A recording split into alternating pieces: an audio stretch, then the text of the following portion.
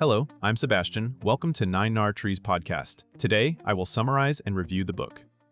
What They Don't Teach You at Harvard Business School by Mark H. McCormack is a compact guide to the realities of business that rarely appear in formal case studies. Written by a street-smart executive and founder of IMG, McCormack focuses on the human side of commerce, perception, influence, negotiation, and practical decision-making under uncertainty. Rather than building a theory-heavy framework, the book offers an applied playbook for navigating meetings, managing relationships, selling ideas, and turning small informational edges into measurable advantage. Its central premise is that business outcomes often hinge less on spreadsheets than on how people interpret signals, protect their interests, and respond to pressure. McCormack highlights the everyday moments where careers are made or stalled, such as how you ask questions, how you frame a proposal, and how you follow up. The result is a pragmatic, experience-driven perspective that complements academic training and speaks to readers who want tactics they can use immediately.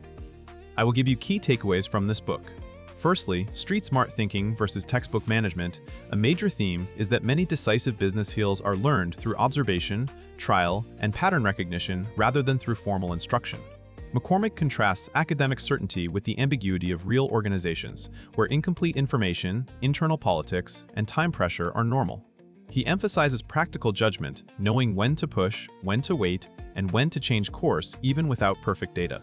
The book encourages readers to treat business as a series of negotiations, not just transactions, and to notice how incentives shape behavior. That means learning to read the room, anticipate objections, and prepare alternatives before entering discussions. Another thread is adaptability. Strategies that worked yesterday can fail tomorrow because markets move and people respond. McCormack urges constant recalibration based on feedback, especially feedback that shows up in behavior rather than in what people say. This topic also underscores that common sense is not common practice. Small habits, such as confirming assumptions, documenting commitments, and asking clarifying questions can prevent expensive misunderstandings. The practical takeaway is to build a personal operating system that prioritizes situational awareness and execution over theory, so you can make effective decisions even when rules are unclear. Secondly, communication that shapes perception and outcomes. McCormack treats communication as a performance and a tool for shaping how others perceive competence, confidence, and credibility. He focuses on clarity, brevity, and control of framing. In many workplaces, the person who defines the problem often influences the solution, so he stresses the ability to describe issues in a way that highlights your preferred path forward. Listening is equally strategic. Asking the right questions uncovers motivations, constraints, and hidden priorities that can change your approach. The book also pushes readers to notice subtext, what is avoided, what is repeated, and what is emphasized. Those signals often matter more than official talking points. Another component is follow-through. Communication is not just what happens in the meeting. It includes how you summarize next steps, confirm responsibilities, and maintain momentum with timely updates. McCormack also explores the idea that style carries meaning. Tone, timing, and confidence can either reinforce or undermine the substance of your message. The overarching lesson is that persuasive communication is rarely about clever words.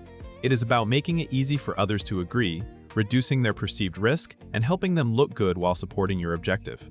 Thirdly, negotiation and leverage in everyday business. Negotiation appears as a daily activity, not a rare event reserved for contracts. McCormack emphasizes preparation as the source of leverage.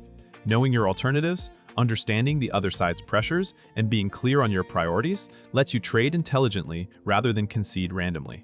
He highlights that leverage can come from information, timing, relationships, and the ability to walk away.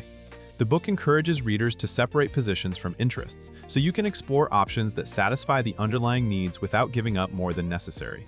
Another practical point is that the best negotiators manage emotions, including their own.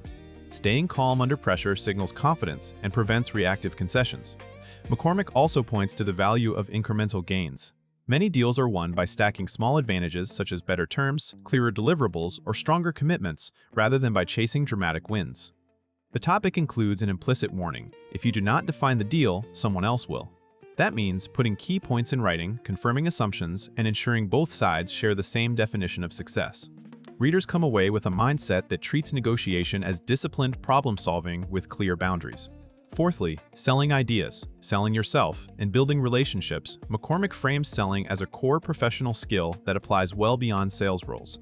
You sell proposals, priorities, budgets, timelines, and your own readiness for greater responsibility. The book stresses trust as the foundation. People buy into those they believe will deliver and protect their interests. That trust is built through reliability, responsiveness, and a track record of meeting commitments. McCormack also emphasizes that relationships are business assets. Investing in them before you need them creates options later, especially when situations become political or competitive.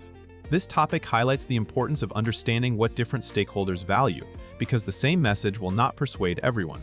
A finance leader may care about risk and return, while an operations leader may care about feasibility and disruption. Effective selling translates your idea into each audience's language. The book also suggests that credibility is reinforced by small signals: preparation, punctuality, accuracy, and the ability to simplify complexity. Finally, McCormack encourages long-term thinking. Quick wins that damage trust have hidden costs, while consistent fairness compounds into referrals, support, and second chances. The result is a practical approach to influence that relies on empathy and execution rather than hype. Lastly, managing pressure, decision-making, and personal effectiveness. Another important topic is how to stay effective when the environment is messy and demands are constant. McCormack emphasizes prioritization based on impact, not on urgency alone. He suggests focusing attention on decisions that move outcomes and delegating or simplifying the rest. This is paired with the idea of maintaining control of your time and energy, since fatigue and distraction degrade judgment. The book also addresses decision-making under uncertainty. Instead of waiting for perfect information, you learn to make the best call available, set checkpoints, and adjust quickly when evidence changes. A related point is accountability. Professionals earn trust by owning results, learning from mistakes, and improving systems so problems do not repeat. McCormack also discusses the importance of understanding people. Managing pressure includes managing personalities, expectations, and conflicts in a way that keeps work moving. The practical takeaway is to build habits that protect performance, preparing for key interactions, keeping commitments visible, and communicating early when obstacles appear. Over time, these disciplines become a competitive advantage because they make you dependable in moments when others become scattered. This topic connects the book's street-smart philosophy to daily routines that translate into career durability and leadership credibility. In conclusion, this book suits readers who want practical business skills that complement formal training, including early career professionals, managers moving into leadership, entrepreneurs, and anyone who regularly negotiates, presents, or manages stakeholders. It is especially useful for people who feel that standard business advice is too abstract and want guidance grounded in real interactions where personalities, timing, and perception drive results. The benefit to a reader's life comes from sharpening everyday judgment, how to prepare for meetings, ask smarter questions, frame decisions, and follow through in ways that build trust. Those improvements compound, leading to better deals, clearer communication, stronger relationships, and more confidence under pressure. Compared with many similar business books that focus on a single framework or leadership philosophy, McCormack offers a broad, tactical toolkit centered on what actually happens in offices, client conversations, and negotiations. The writing is direct and oriented toward action, making it easy to translate insights into behavior the same day you read them. If you want a street-level view of how business really works and a set of habits that can raise your effectiveness across roles and industries, this book is worth buying and revisiting as your responsibilities grow. If you would like to support Mark H. McCormack, you can buy the book through the Amazon link I've provided in the podcast description. After reading the book, please let me know what you think and share your thoughts. See you around.